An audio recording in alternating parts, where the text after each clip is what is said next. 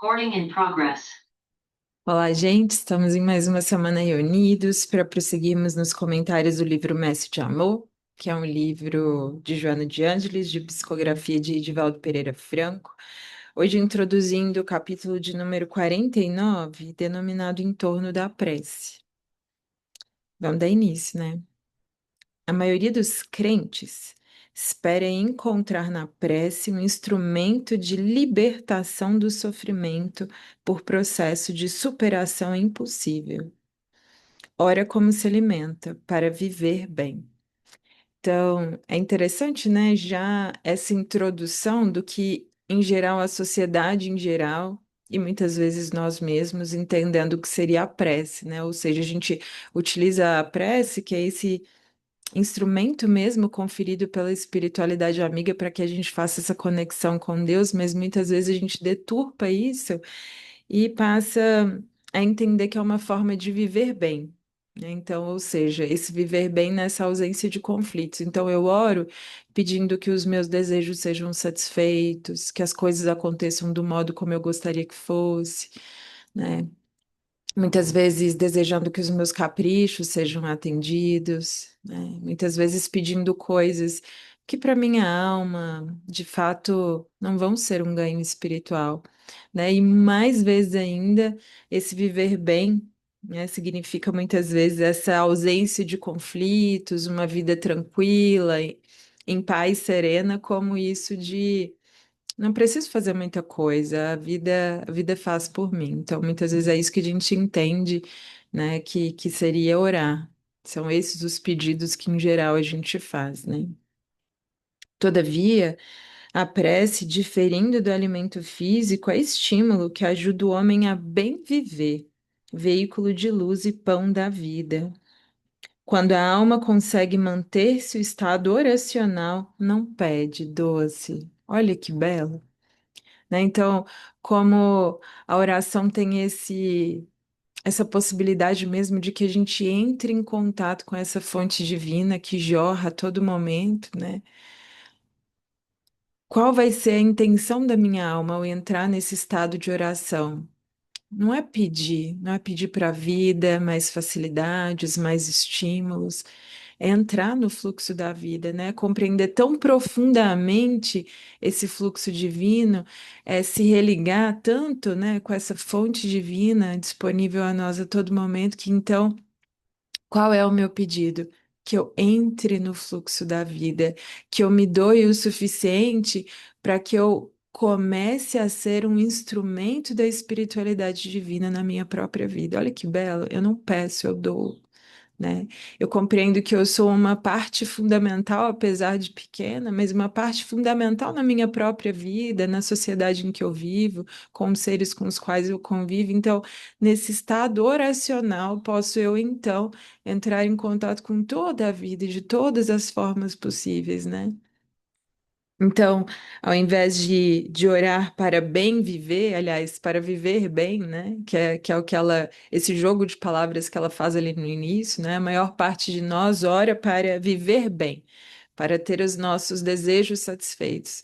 E quando, na verdade, ela coloca que, na verdade, a oração ajuda o homem a bem viver, que é, olha, que com toda essa vida que Deus te deu, né, com todas essas possibilidades, todas essas ferramentas que Deus te deu à disposição neste momento, que você saiba viver bem a partir disso tudo que já foi te dado, né? E que então, nesse estado de oração, a gente possa entrar nesse fluxo divino que compreende que tudo que nos chega tem um propósito, né? Que as ferramentas que a gente tem à disposição neste momento, no presente, no agora, são as melhores que a gente tem para a nossa própria evolução e para crescermos como seres humanos, né? Então, apesar das dificuldades, me ajuda a superá-las. Essa seria, né, é, esse real sentido da oração. Apesar das dificuldades, me ajuda a superá-las, apesar desse fardo que, para mim, a meu ver, me parece às vezes ainda tão difícil. Me ajuda a suportar isso, né? Me ajuda a suportar a vida que me foi concedida nesse momento. Olha que belo, né? Tanto é que Paulo, e é belíssimo perceber, porque ele é um exemplo muito vivo de moldar a sua vida a partir de compreender a vontade divina a seu respeito, né? Então, tem uma frase muito bela que já depois assim de muito tempo, né, de muitas renúncias, de suportar muito as dificuldades, as dores concedidas ali a partir da entrega dele ao Evangelho, né? Qual é a frase muito bela que ele fala que é: não sou mais eu quem vivo, mas é o Cristo que vive em mim. Olha que belo, né? Tamanha essa entrega, tamanha essa renúncia, tamanha essa integração mesmo com a vida, de querer aquilo que era justo para ele naquele momento, que era bom para ele naquele momento, mesmo que se mostrasse em forma de dificuldades, né, em forma muitas vezes de tantas outras ingratidões, né, que ele foi recebendo ao longo ali do processo, de muitas dores, de muitos sofrimentos, mas é o que eu preciso passar nesse momento. Então, portanto, passo por tudo isso em estado de graça, né? Também é dele a frase em tudo dai graças, né? Então, dai graças quando o dia tá bom, tá feliz, tá do jeito que eu espero. Dai graças também da mesma forma quando o dia é difícil, quando as coisas não surgem conforme eu gostaria, quando os acontecimentos não se dão da forma que eu espero, né? Em tudo dai graças. Então, cada vez mais essa vontade divina sendo profundamente compreendida pelo meu ser. Olha que belo, né, gente? Não roga a liberação do sofrimento, pois nele encontra a lição corretiva da vida, regularizando os compromissos nos quais fracassou. Então, é isso, né? A gente vai compreender que o sofrimento ele tem esse papel de nos reajustar às leis que ali logo atrás a gente muitas vezes infringiu, né? Seja nessa vida ou em outras tantas. Então, deixa eu sofrer com dignidade, né? Então, que na nossa oração a gente possa pedir isso, que mesmo nos meus dias mais difíceis, que eu sofra, mas sofra com dignidade, que eu sofra compreendendo e me tornando um ser humano melhor. Olha o que seria, na verdade, né, esse estado oracional. A prece torna-se, então, racional, objetiva, conduz a alma confiante às nascentes da vida, oferecendo-lhe a força da sustentação para suportar o fardo que deve carregar. Então, não é isenção de responsabilidade, eu não peço facilidades, né? Eu não peço. eh, que o meu fardo seja diminuído, olha, eu entendo o propósito de tudo isso, eu compreendo que há um propósito maior que muitas vezes eu ainda não vi, eu ainda não enxergo, mas que eu sei que em suportando vai me levar para outro estado evolutivo. Então, deixa que eu compreenda isso profundamente na minha alma, para que então a dor, né, que tem um papel fundamental na minha vida, né, possa então me purificar por dentro e fazer o trabalho que não foi feito de outra forma. Olha que belo, né? A prece constrói a ponte ou telefone que faculta a conversação com o Senhor, em vez de somente proporcionar inspiração para libertar o pedinte do fardo do Senhor. Então, gente, né, que pouco mais amadurecidos como seres humanos, travando as nossas batalhas interiores e exteriores também, que a gente não peça a isenção dos nossos fardos, né? Mas que a gente peça forças suficientes para poder passar por tudo isso com muita dignidade, né? E que, sobretudo, a gente seja cada vez mais, a cada momento, fazer aquilo que Deus deseja a nosso respeito, ou seja, cada vez mais me integrar em vez de pedir isso ou aquilo, né? Realmente pedir para a vida, olha, que eu me integre tanto ao fluxo da vida, que cada vez mais eu faça a tua vontade a meu respeito. Então, que nas nossas orações aí matinais, nas nossas orações diárias, que seja um pedido sincero para a vida, né? Olha, eu quero fazer a tua vontade. Qual é a tua vontade a meu respeito, né? A oração pode ser comparada à enxada laboriosamente movimentada no solo, onde se vai semear. É necessário saber conduzi-la bem.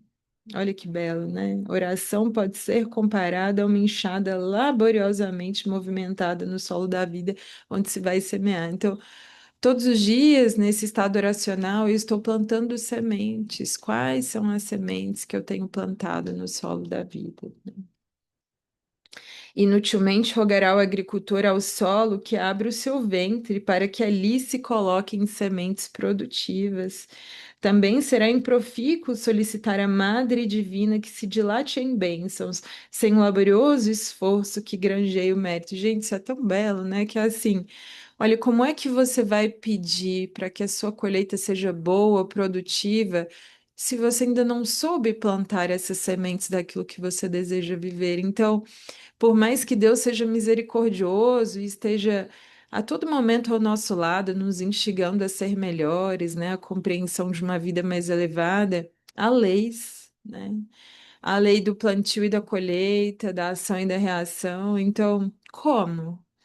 Como colher agora sementes das quais muitas vezes eu até plantei, mas não cultivei adequadamente, né?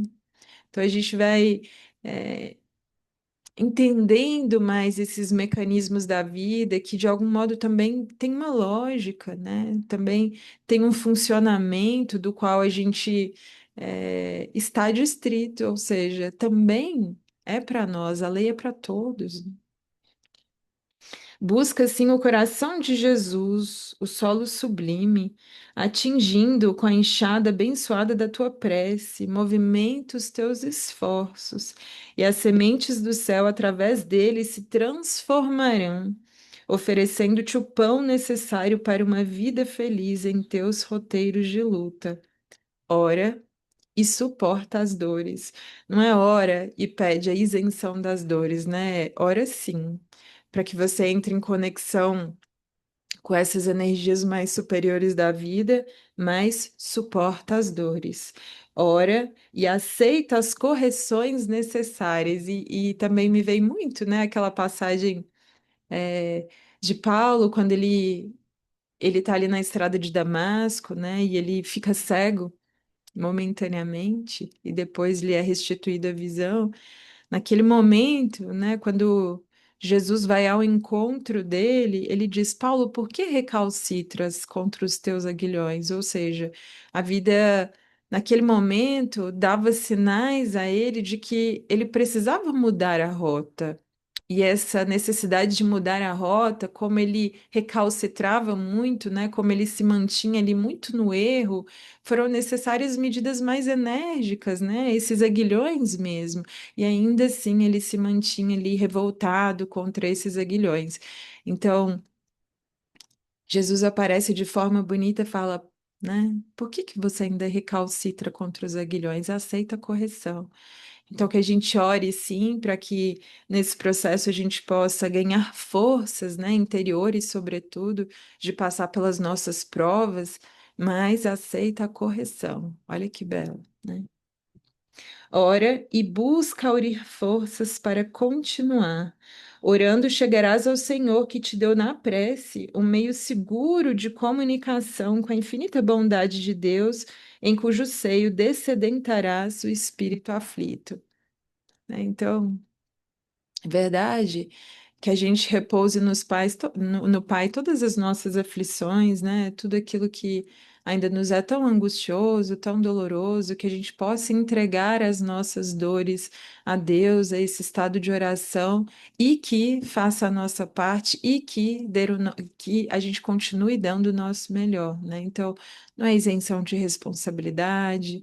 Não é querer que as coisas sejam do nosso modo, né? Pelo contrário, é fazer um pedido sincero para a vida, é que eu veja a vida como ela é, que eu consiga me integrar cada vez mais a partir dos meus atos, das minhas palavras, a tua vontade, o que que você deseja de mim neste momento, né? Seria esse o nosso, quero me doar ainda mais à vida, eu quero compreender cada vez mais qual é a minha tarefa, qual é o meu lugar que me foi concedido dentro da vida para que eu possa atuar, né?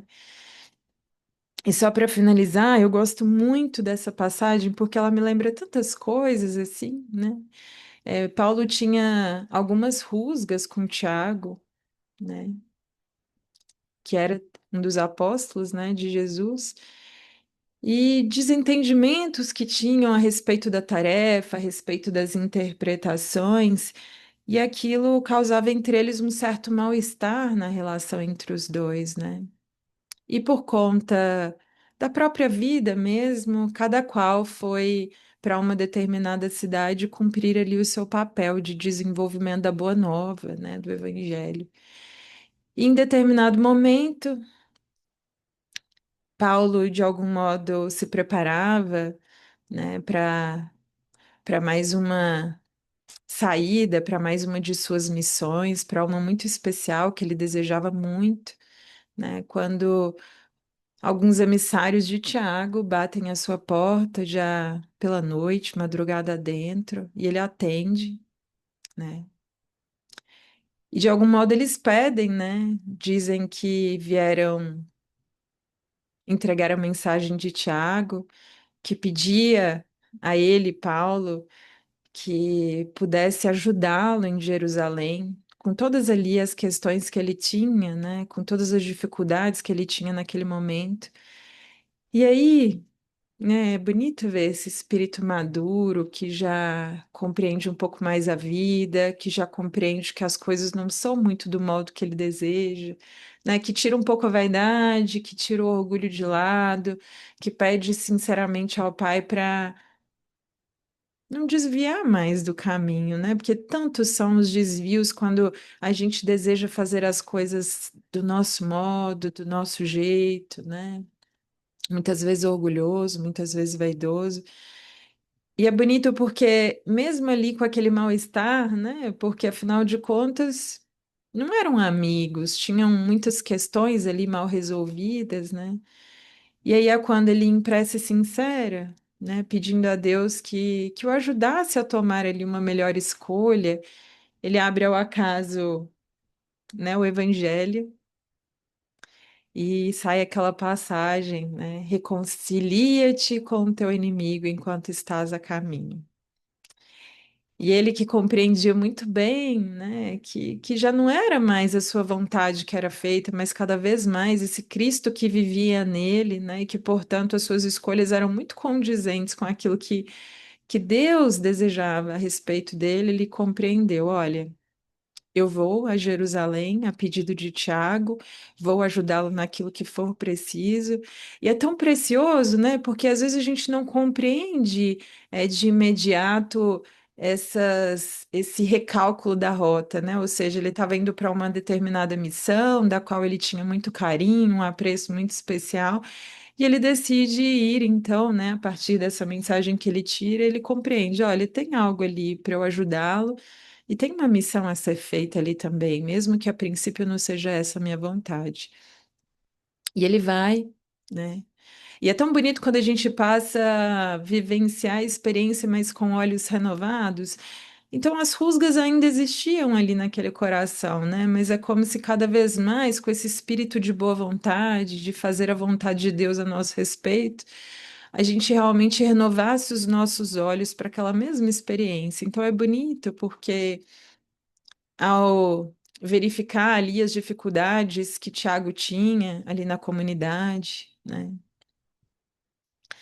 Ele compreendeu muito mais o papel de Tiago, que era assim distinto do dele, mas que era tão belo quanto, né? Então, ele compreendeu assim, olha, a forma que eu vejo ela não está errada, mas a forma que Tiago também vê, também não, porque o meu papel dentro da Boa Nova é diferente da de Tiago, né? E ele vai compreendendo qual é a visão de vida, por que dos pontos de vista de Tiago, porque era a partir da realidade que ele vivenciava. Então, a partir desse entendimento mais profundo da vida, olha isso, né, gente? A partir desse entendimento mais profundo da vida, eles conseguiram se reconciliar. E olha que bonito, né? Não fosse essa experiência, não fosse aquela mensagem tirada naquele momento providencial. Então, é isso, né? Quando nos cheguem as dores, as lutas, os sofrimentos, quando a gente estiver em dúvida sobre os caminhos a seguir, que a gente entre mesmo nesse estado de oração e que a gente peça auxílio, não para que a nossa vontade seja feita, mas para que a gente consiga vislumbrar um pouco mais o que que a vida deseja a nosso respeito naquela ocasião, né? Deixando de lado as nossas mágoas, as nossas dores, os nossos ressentimentos, né? Muitas vezes deixando de lado um orgulho. Então ele vai, né? Vai a Jerusalém, cumpre o seu papel, né? Reconcilia-te com Tiago, consegue observar aquele ser humano no ponto de vista evolutivo que ele estava, compreendendo o porquê dos pontos de vista muitas vezes distintos, compreendendo profundamente que a missão dos dois era muito diferente, né? E que ambas muito bonitas, muito proveitosas. Então, digo esse exemplo para que a gente possa se fortalecer mais, para que a gente cada vez mais seja como Paulo, né? Que diga a Deus, olha, que não seja feita a minha vontade, mas a tua, né? Que cada vez mais não seja mais eu quem viva, mas o Cristo vivo dentro de mim, que molde as minhas escolhas, que possa moldar a minha vida, a minha compreensão, né, desse sentido maior. Então, que nós todos possamos utilizar disso nos nossos desafios diários, na nossa vida, seja quando ela esteja mais tranquila ou mais turbulenta, né, e que o Senhor nos ajude a compreender a sua vontade a nosso respeito. Muito obrigada, gente. Que seja uma boa semana, de ótimas reflexões e de muita conexão espiritual. Deus, que assim seja.